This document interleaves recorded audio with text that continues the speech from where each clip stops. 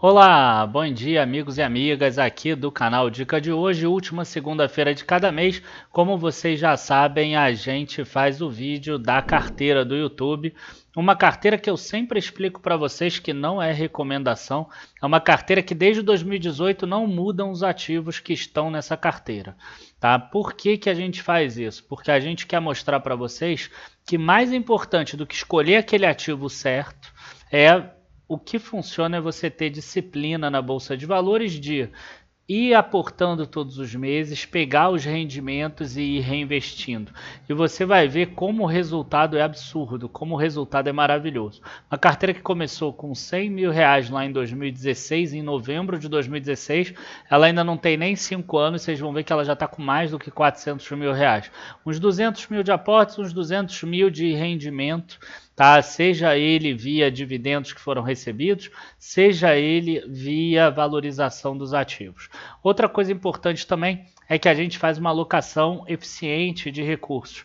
A gente tem ali um percentual para cada uma das classes de ativos e aí a gente inclui ações, fundos imobiliários e renda fixa.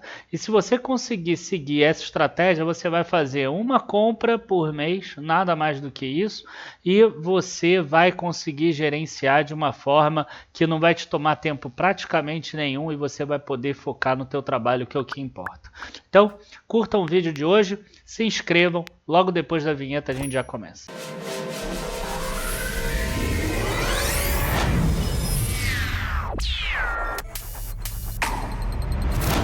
Bom, gente, quem já me acompanha aqui há algum tempo sabe que todos esses nossos vídeos estão numa playlist chamada Andamento da Carteira, que você encontra lá desde o primeiro em novembro de 2016, quando eu ainda nem aparecia nos vídeos. Então é bem interessante pegar um por um, mas é claro que esse aqui é um vídeo, né, que lá atrás era o que mais tinha visualização. E hoje em dia é um dos que já não tem mais tanta visualização. Por quê? Porque investir é muito chato. Se você quiser investir bem, é monótono. Você vê, né? É igual uma árvore crescer, por exemplo, é igual a grama crescer. O Warren Buffett uma vez falou isso. É igual a grama crescer. Cara, se você ficar olhando todo dia, você não vê a grama crescer. Mas às vezes, se você for num lugar e voltar lá um mês depois, você vai ver, a grama cresceu. Sacou? Essa é que é a diferença. Então, quer dizer, é algo que no início chamava muito a atenção das pessoas. Falava, pô, legal, quero ver como é que ganha dinheiro. E aí, ao longo do tempo que vai passando, as pessoas vão falando assim, pô, que saco, chato, o Daniel tá falando de novo as mesmas coisas e tudo. E aí, a gente vê essa questão, essa redução de pessoas vendo o vídeo. E eu acho isso muito bacana, porque é graças a essa impaciência das pessoas é que faz com que a gente ganhe dinheiro. Né? Porque aí o cara fica impaciente que aquela ação que ele gosta e que ele sabe que está barata não subiu, aí ele pega e vende ela barata mesmo. Aí eu vou lá e compro, aí eu vou lá e compro, vou lá e compro, vou lá e compro.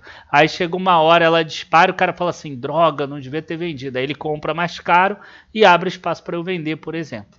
Né? Então é mais ou menos dessa forma. Como é que funciona esse vídeo? A gente tem uma planilha que está disponível para quem é assinante dos planos do Dicações ou do Combo Ações Mais FIIs ou dos antigos Membros Gold. Membros Gold não é mais comercializado. E aí vai estar lá na área de membros nossa essa planilha baixável que a gente vai mostrar. Antes de mostrar a planilha, a gente mostra a atualização que aconteceu durante o mês em algumas das ações da nossa carteira. Então vamos lá para algumas atualizações. Vocês sabem que todas as informações a gente consegue puxar aqui da B3 Plantão de Notícias. Então vamos lá, um por um aqui. Randon mostrando aqui um crescimento forte das receitas, o que vai ser interessante para a gente. Julho aumentou 84% a bruta, 76% a líquida, mais de 90% no acumulado do ano. Muito interessante aqui, inclusive ela distribuindo o dividendo aqui de 13 centavos por ação. E a gente, de forma proposital, como a gente não quer comprar e vender, a gente botou a RAPT 3, que é a que tem menos liquidez, a gente quer acumular aqui a gente não está preocupado em vender. Bom, a Alupar aqui, um questão de código de governança, direcional, prévia operacional da direcional com crescimento forte também, bem interessante, recorde de lançamento 785 milhões, recorde de vendas líquidas 614 milhões, a gente vê um crescimento muito forte aqui, ó, 123% frente ao ano passado, 177% frente ao ano passado em lançamentos aqui, e a gente percebe o seguinte, que claro que a base do ano passado estava muito depreciada por causa da pandemia, mas mesmo assim é muito grande esse total. E o que chama atenção é esse aumento da Riva aqui, né? A Riva é uma incorporadora que está dentro da direcional, que é focada no médio padrão, né? Então já é acima do Casa Verde e Amarela, que é o que a direcional busca. Tá? E aí aqui vendas também tiveram uma variação expressiva de 53% aqui, de 62% no semestre, e a gente vê aqui a evolução ao longo do tempo. Então quer dizer, mesmo em períodos que não tiveram problema da pandemia, a gente vê que teve um crescimento aqui forte, inclusive aqui na VSO, que são as vendas sobre ofertas, que é o que a gente chama de velocidade das vendas líquidas, né? E a gente percebe aqui que a direcional sai de 327 milhões para 433 milhões, a Riva de 71 para 178 milhões, resultado interessante da direcional, embora a ação não tenha andado, para a gente não importa muito se a ação andou ou não, que a gente está focado no longo prazo.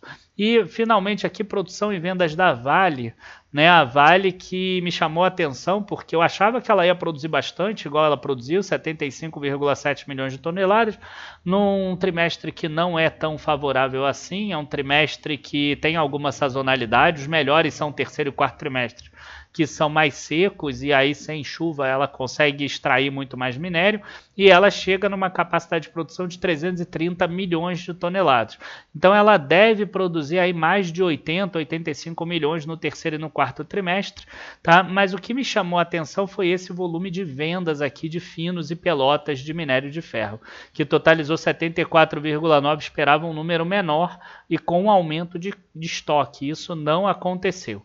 Tá? A produção de níquel e de cobre acabou sendo impactado. A Vale teve um problema na mina de Sudbury, os funcionários, né, lá no Canadá, eles não fecharam um acordo trabalhista com a Vale, e aí a Vale teve que parar a operação, inclusive isso causou aqui uma descontinuidade, né, do guidance de produção média de níquel para os anos de 2021 a 2023 e para a produção de cobre em 2021 por causa das operações de Sudbury e ao ramp-up de implementação de processos de segurança e manutenção em Sossego e nas minas de Salobo. Tá? Então a Vale teve um crescimento forte. O níquel e o cobre ainda não vão ser um problema nesse trimestre porque as vendas vieram altas, uma vez que ela ainda tinha estoque, então não teve problema, mas como está continuando esse processo, essa questão trabalhista lá no Canadá, a Vale deve ter um problema com relação ao níquel e ao cobre, que não é tão relevante assim para o EBITDA da empresa, se tratando do minério de ferro estar a $200 ou mais. Tá? Mas ali vai afetar ali uns 8, 9% do resultado da Vale a partir do terceiro trimestre, caso isso não seja resolvido. Para a gente não muda nada, isso é ruído de curto prazo. Você vê que nem mesmo a ação acabou caindo, ninguém quer entregar a Vale tão barato assim. Bom, isso é o que a gente tinha aqui para a gente mostrar com relação a ações. Com relação a fundos imobiliários aqui, é destaque para o Alianza, o ALZR11, que acabou o direito de preferência, acabou subscrição de sobras, e como teve uma queda ali no preço da ação, a subscrição de sobras acabou sendo pequenininha, 52 mil novas cotas só que foram, né, subscritas, e sobraram 1.388.000 cotas aqui para essa oferta restrita, que agora entram os investidores profissionais, aqueles que têm mais do que 10 milhões, ou os investidores institucionais. Isso aqui ainda não terminou, tá? Essa emissão. então ainda quem subscreveu lá preferência ou sobras, ainda está com aquele código ALZR13 ou ALZR14. Essas foram as notícias com relação às nossas ações, e aí a gente vem aqui para a questão da alocação eficiente de recursos. O que a gente quer hoje? Como a Bolsa subiu muito, né, de 96 mil pontos para 126 mil pontos, isso em 10 meses, a gente tinha uma expectativa lá de deixar 62,5% em ações e caiu para 59%. Então, nesse mês, como teve uma queda aqui de 129 mil para 126 mil, a parte de ações caiu para 58%. Então, os aportes que a gente fez foram exatamente em ações, e a gente escolheu o Banco do Brasil e Klabin. Aí a pessoa vai perguntar assim, por que Banco do Brasil e Klabin? Elas estão boas para compra? A gente não está aqui preocupado em recomendação. O que a gente fez aqui? A gente pegou assim, olha o preço da Klabin, 602, 585, 599, 517, 503, 494. Tá? Então, cara, eu posso nem saber precificar, mas se caiu tanto assim, ok, vale um pouco de compra. Tá? E com relação a Banco do Brasil, a gente vê algo parecido também, principalmente se a gente pegar aqui o 38,92. Né? 38,92, aqui 34, agora 31. Então também compensa. E quando a gente vai lá na quantidade, no valor, a gente tem que ver se essas empresas estão com um percentual alto. E a gente vê que não, né? A Klabin está com 20 mil, parecido com as outras, e o BBAS com 15 mil aqui no total. Outra que poderia receber aporte seria a Ser Educacional. Só que quando a gente vai lá no preço, a gente vê que a Ser estava trabalhando a 15, 14, 13, 11, 13, 13, e aí aquela pulou para 19. Então, quer dizer, se tivesse essa queda do percentual exatamente nesse período aqui que ela estava em 13, 11, 13, provavelmente ela seria uma das escolhidas. Mas a 17, depois dela estar negociando o ano inteiro passado a 15, 14, 13 ou até 11, aí ela acabou sendo preterida nesse caso. Tá? Então, todas as mudanças aqui, elas não estão sendo avaliadas pelo critério fundamentalista ou qualquer coisa do gênero. É apenas com uma forma de alocação de recursos. Tá? E a renda fixa aqui 19,11, o total de fundos imobiliários 21,48, isso se eu não errei nenhuma fórmula, porque eu já vi aqui que a soma não dá o total. Aqui eu já mudei, aqui também, acho que agora está certo. Tá? Então a gente tem aqui que agora a renda fixa está um pouco para baixo. Caso aconteça de no próximo mês ficar igual, provavelmente o aporte vai aqui embaixo na parte de renda fixa.